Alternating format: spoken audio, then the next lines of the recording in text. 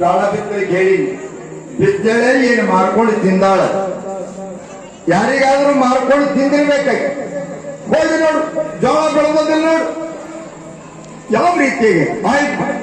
ಅಕ್ಕಿ ಯಾಕೆ ಮಾರ್ಕೊಂತಾಳ? ಅಕ್ಕಿ ಮಾರ್ಕೊಳಕ ನಿಮ್ಮಂತ ಮನಸ್ಸು ಇಲ್ಲ. ಆಕಿನ ಮನಸ್ಸು ಬಹಳ ಚಂದ ಅದ. ನೀವೇ ಕಿತ್ತು ವಿಷಯ ಮಾಡ್ಲಿಕ್ಕೆ ನನ್ನ ಹೆಂಡತಿ ನೋಡಿ ಬರ್ತೀನಿ, ಬಹಳ ಶಾಣೆ ಇದ್ದಿ, ಹೋಗಿ ನೋಡ್ಕೊಂಡು ಬಾ.